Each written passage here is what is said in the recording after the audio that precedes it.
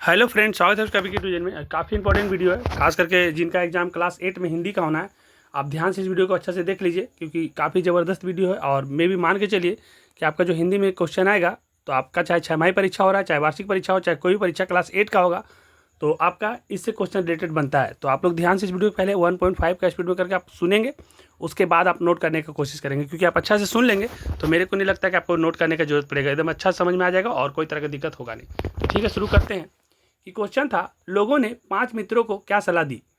तो आप लिखिएगा कि लोगों ने 5 मित्रों को सलाह दी कि वे शाम वाली बस से यात्रा ना करें। मतलब जो लोग था वो लोग यात्रा करना चाह रहे थे, लेकिन लोगों ने उनको सलाह दिया था 5 मित्रों को कि आप लोग शाम वाला बस से यात्रा नहीं करें, क्योंकि वो जो बस था वो बहुत पुराना था और जर्जर हालत में था। मतलब कभी भी आप रास्ता खराब होगा, तो आप रात उत हो जाएगा तो दिक्कत हो जाएगा।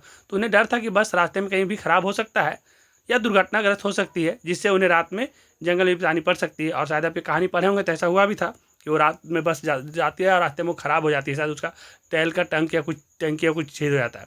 तो लोगों ने 5 मित्रों को क्या सलाह दी थी, तो यही सलाह दी थी कि आप पुरानी बस है तो रात में या शाम में सब को यात्रा ना करें।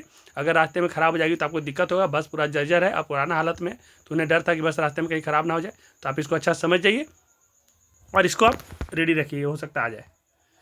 उसके बाद कुछ क्वेश्चन ऐसा बन सकता है कि कबीर का दोहा का अर्थ लिखिए। तो कोई भी कबीर का दोहा का अर्थ लिख देना है, ऐसा नहीं कबीर का दोहा का अर्थ बोला तो आप इंतजार करते रहें। कबीर का दोहा का अर्थ लिखने के लिए बोला तो कोई भी कबीर का दोहा उठाएंगे और उसका अर्थ लिखना शुरू कर देंगे। हम एक दो दिखा देते हैं, आपको जो समझ में आएगा आप वैसा लिख सकते हैं। कि बुरा जो देखने मैं चला, बुरा ना मिलिया कोई, जो दिल खोजा आपना, मुझसे बुरा ना कोई। अर्थ है इसका कि कबीर दास जी कहते हैं कि जब मैं संसार में बुराई खोजने निकला तो मुझे कोई बुरा व्यक्ति नहीं मिला, लेकिन जब मैंने अपने अंदर झांका तो पाया कि मुझसे बुरा कोई नहीं है, क्योंकि मेरे अंदर ही बुराइयाँ छिपी हुई है। मतलब इस कहने का मतलब कवि का अर्थ यही है कि जब हम किसी दूसरे के अंदर बुरा देखने के लिए जाते हैं तो मुझे दूसरे के अंदर बुराई नहीं दिखती, क्योंकि जब हम अपने अंदर झांकते हैं तो कुछ ना कुछ बुराई मेरे अंदर भी रहता है और हमें ही सबसे ज़्यादा बुराई दिखाई देता है। तो हर इंसान को ये चीज़ सीखना चाहिए कि अगर हम किसी का दूसरे का बुराई करते हैं तो सबसे पहले अपने बारे में सोचना चाहिए कि मेरे अंदर में बुराई है कि नहीं। तो ये कवि का अर्थ है, इसको अच्छा सा समझिए। या फिर कवि का एक और हम बता दे रहे, दो में से कोई एक लिखने के लिए मेरे हिसाब से आना चाहिए, तो आपको एक ही लिखिएगा। लेकिन अब हम बता दे रहे दूसरा कि जाति न पूछो साधु की, पूछ लीजिए ज्ञान, मोल करो तलवार का, पड़ा रहन दो म्यान। मतलब इनका कहना है, कबीरदास जी कहते हैं कि साधु या ज्ञानी व्यक्ति की जाति नहीं पूछनी चाहिए। मतलब कोई भी साधु है या कोई व्यक्ति ज्ञानी है तो उनका जाति नहीं पूछना चाहिए, उनके ज्ञान को महत्व देना चाहिए। जैसे तलवार खरीदते समय उसकी धार को देखा जाता है, ना कि उसके म्यान को। मतलब हर इंसान का जाति और धर्म नहीं पूछना चाहिए कहते हैं, और ख़ास करके साधु का और जो ज्ञानी व्यक्ति होते हैं उनका जाति नहीं पूछना चाहिए। क्यों? क्योंकि अगर आप जब तलवार खरीदने जाते हैं तो तलवार में धार अच्छा है कि नहीं देखा जाता है, उससे कटेगा कि नहीं, और उसका म्यान कितना अच्छा है, इसमें तलवार रखा वो कितना सुंदर है, वो मायने नहीं रखता। तो कहने का मतलब एक तरह से हम ये भी समझ सकते हैं कि ज़िंदगी में जो हम जिसको बाहर का खूबसूरती देख करके हम लोग जज कर लेते हैं, उससे ज़्यादा ज़रूरी रहता है कि उसके अंदर कितना अच्छा गुण है, वो कितना अंदर से अच्छा है। तो यही कहना चाह रहे थे कि जाति ना पूछो साधु की, पूछ लीजिए ज्ञान, मोल करो तलवार का, पढ़न रहन दो म्यान। मतलब कबीरदास जी कहते हैं कि साधु या ज्ञानी व्यक्ति की जाति नहीं पूछना चाहिए, बल्कि उसके ज्ञान का महत्व देना चाहिए। जैसे तलवार खरीदते समय उसकी धार को देखा जाता है, ना कि उसके म्यान को। आगे बढ़ते हैं।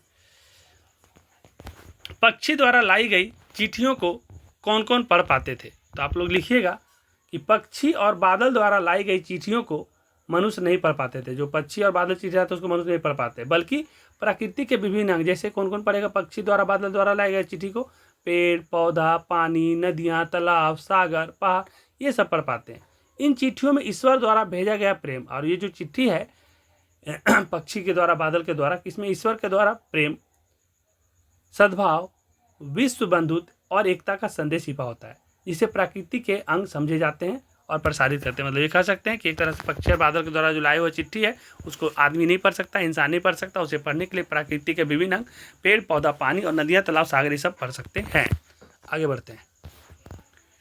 दीवानों की हस्ती कविता में ऐसी कौन सी बात है जो आपको सबसे अच्छी लगती है। तो आप लोग लिखेंगे कि दीवानों की हस्ती कविता में सबसे अच्छी बात दीवानों का मस्ती भरा जीवन और उनका निस्वार्थ भाव है। मतलब दीवानों की हस्ती भरा कविता जब पढ़िएगा तो उस कविता में सबसे अच्छा बात है कि एकदम जीवन जो है एकदम खुश में है, एकदम ज़बरदस्त खुशी से भरा हुआ है और निस्वार्थ भाव है, किसी के लिए कोई स्वार्थ नहीं, अपने लिए बस एकदम निस्वार्थ भाव है। वे किसी बंधन में नहीं बनते, हर जगह खुशियाँ फैलाते चलते हैं और सुख दुख दोनों को समान भाव से स्वीकार करते हैं। अगर जीवन में कभी दुख भी आ जाए तो परेशान नहीं होते, आराम से जीते हैं, और कभी खुशियाँ भी आ जाए तो उसको अच्छे से जीते हैं।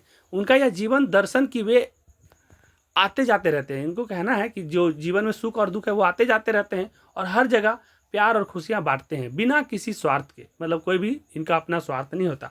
अत्यंत प्रेरणादायक है, वे अपनी खुशियाँ दूसरों के साथ बांटते हैं और दूसरों के दुख में भी उनके साथ खड़े होते हैं। मतलब ये मस्ती भरा जो जीवन है या दीवानों की हस्ती कविता में, तो ये जीवन दिखा रहा है कि ज़िंदगी में हमेशा सुख और हमेशा दुख साथ नहीं रहता, लेकिन जब भी जो पल है उसको अच्छे से बिताते हैं। जब कोई दुख में है तो उसके साथ खड़ा होना है, और जब कोई बहुत खुश है तो उसके साथ खुशियाँ भी बांटना है और मज़े से जीवन को जीना है। ये बहुत अच्छा दीवानों की हस्ती कविता में समझाया गया और ये बहुत अच्छी निस्वार्थ भाव का जो बात समझाया हम लोगों को कि अपने लिए कभी भी सिर्फ नहीं जीना चाहिए, दूसरों के लिए भी जीना चाहिए। आगे बढ़ते हैं। एक क्वेश्चन ऐसा बन सकता है कि जनार्दन अक्सर बदलू के पास क्यों जाता था? तो आप लोग लिखिएगा कि जनार्दन अक्सर बदलू के पास लाख की रंग बिरंगी गोलियां लेने और उससे बातें करने आता था। जनार्दन था जो बदलू के पास अक्सर क्यों जाता था, अगर पूछा जाएगा तो सिंपल ये लिखिए कि जनार्दन जो था अक्सर बदलू के पास इसलिए जाता था ताकि उससे रंग बिरंगी गोलियां ले सके लाख की और उससे बातें कर सके। नेक्स्ट क्वेश्चन बन सकता है, बस एकाएक क्यों रुक गया था? तो आपको बताए थे कि बस जो था जर्जर हालत में था और एकाएक इसलिए रुक गया था क्योंकि पेट्रोल की टंकी में छेद हो गया था और सारा पेट्रोल तो उसका गिर गया था, तो इसी कारण बस क्या हो गया था, रुक गया था। और क्वेश्चन बन सकता है इसका,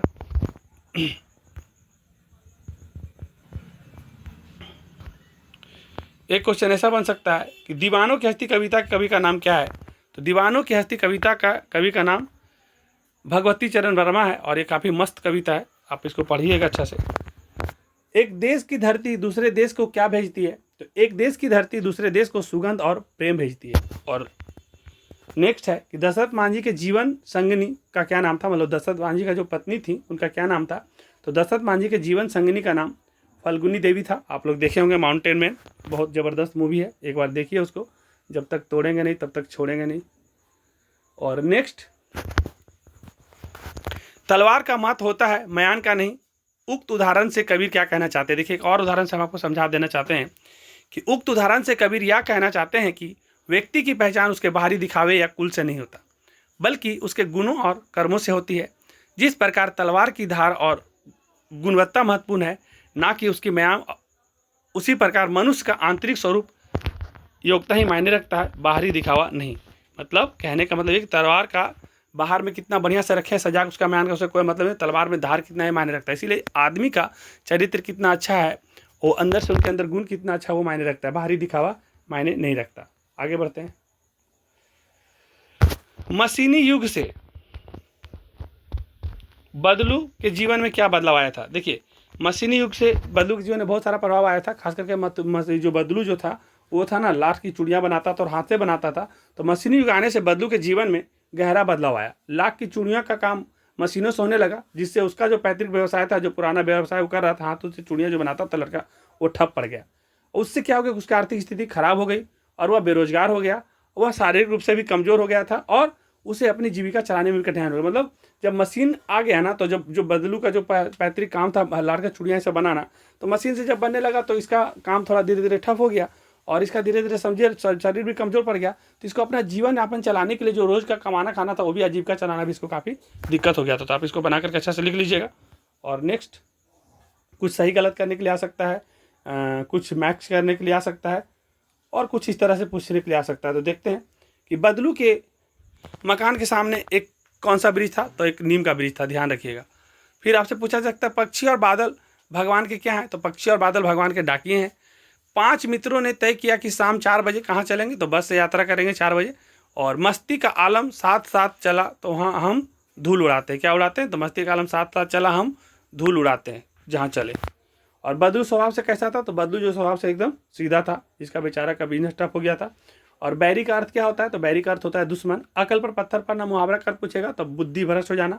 और सौभाग्य का उल्टा क्या होता है? विलोम माने उल्टा, तो सौभाग्य का उल्टा होता है दुर्भाग्य। और आँख का पर्यायवाची तो लोचन, नयन, ये सब भी हो सकता है। जिसके हृदय में दया नहीं, जिसका हृदय में दया नहीं वो निर्दय हो जाएगा। और इस वीडियो का ये लास्ट स्लाइड है, शायद ट्रू और फॉल्स सही गलत के लिए आ सकता है। तो वस्तु के बदले दूसरी वस्तु का जो लेते हैं उसको क्या कहते हैं?